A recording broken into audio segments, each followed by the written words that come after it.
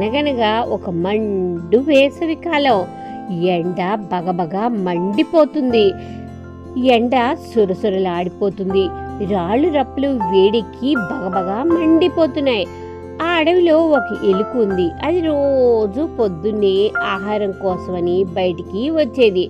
అది మంచి వేసవి కాలం అవడంతో దానికి ఒళ్ళంతా సురసురలాడిపోయింది. ఎలుక సూర్యుడి మీద చాలా కోపం వచ్చింది. గట్టిగా గొంతు చించుకుని, ఈ సూర్యుడికి ఏమీ పని పాట లేదా? ఏం పోయే కాలమో ఏమో, పొద్దున్నే వచ్చి తగలబడ్డాడు అందరి పళ్ళు చెడగొట్టడానికి. ఈ ఎండలు ఎప్పుడు తగ్గుతాయో, ఈ మహానుభావుడు ఎప్పుడు వెళ్ళిపోతాడో అని తిట్టి లేకుండా తిట్టింది. ఆ మాటలు విన్న సూర్యుడికి చాలా కోపం వచ్చి మొహం మరింత ఎరుపెక్కింది. కుతకుతలాడిపోయాడు. పిడికిడంత లేదు, నన్నంత మాటలంటుందా? ఉండు, దీని పని చెప్తా అంటూ మరింత మండిపోతూ దాని ఒళ్ళంతా సూదులు గుచ్చినట్టు గుచ్చసాగాడు. ఆ దెబ్బకు ఎలుక అదిరిపడి అటు ఇటు చూసి బాగా గుబురుగా ఉన్న చెట్లలోకి వెళ్ళిపోయి దాక్కుంది. దాంతో సూర్యుడికి మరింత కోపం వచ్చింది.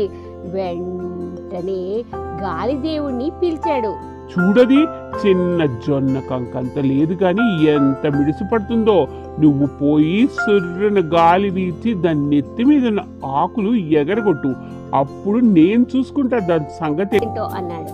వెంటనే గాలిదేవుడు సరేనని ఒక్కసారిగా రయ్యమంటూ వేగంగా గాలి వీయసాగాడు. ఆ గాలికి అక్కడున్న ఆకులు చెట్లు అన్నీ ఊగిపోతున్నాయి. ఎలుక అదిరిపడి వెంటనే పక్కనే ఉన్న ఒక కన్నంలోకి పారిపోయి దాక్కుంది.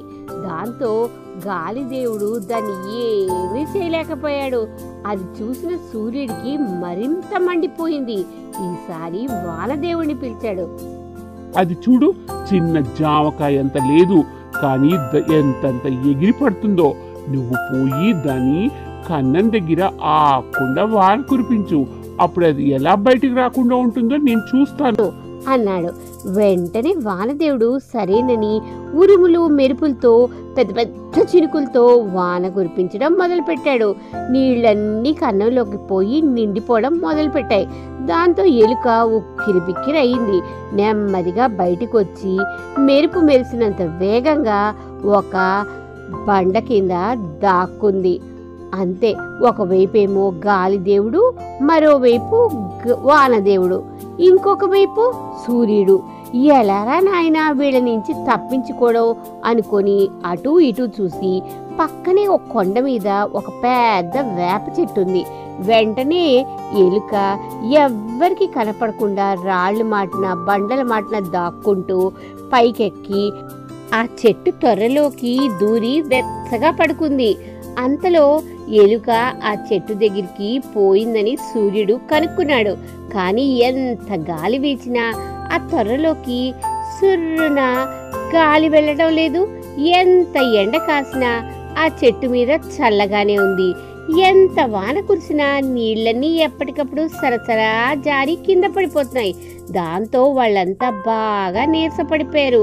ఇంత చిన్నదాన్ని కూడా ఏమీ చేయలేకపోయామే అని దిగులుగా కూర్చున్నారు. అంతలో ఎలుక చెట్టు త్వరలోంచి బయటికి వచ్చింది. ముగ్గురికి వెళ్ళి తిరిగి వాళ్ళకి దండం పెడుతూ, స్వామి, బాధ కలిగినప్పుడు ఏదో ఒక మాట అంటాం, అవన్నీ మీరు పట్టించుకుంటే ఎలా? నేనెంత, నా బతుకెంత? అసలు మీరు లేకపోతే మేం బతికేదే ఎలాగా? 4 రోజులు కనపడపోతే చాలు అల్లాడిపోతాం, వేడుకుంటాం, మొక్కుకుంటాం. మీ ముగ్గురుంటేనే కదా మాకు గౌరవం. అసలు ఈ లోకం అంతా బ్రతుకుతుంది మీ చల్లని దయవల్లే కదా అంది. ఆ మాటలతో వాళ్ళ కోపం మటుమాయమైపోయింది. చచ్చా, మేమేంటి అన్ని పనులు మానేసి ఇంత చిన్న దానివైనా నీతో గొడవకి రావడం ఏంటి? కొంచెం కూడా మాకు బుద్ధి లేదు అనుకుంటూ ఎవరి దారిన వాళ్ళు అక్కడి నుంచి చిరునవ్వుతో వెళ్ళిపోయారు. ఈ కథ గనక మీకు నచ్చితే please like, share and subscribe చేయండి అమ్మా. మరిన్ని మంచి కథల కోసం. Thank you.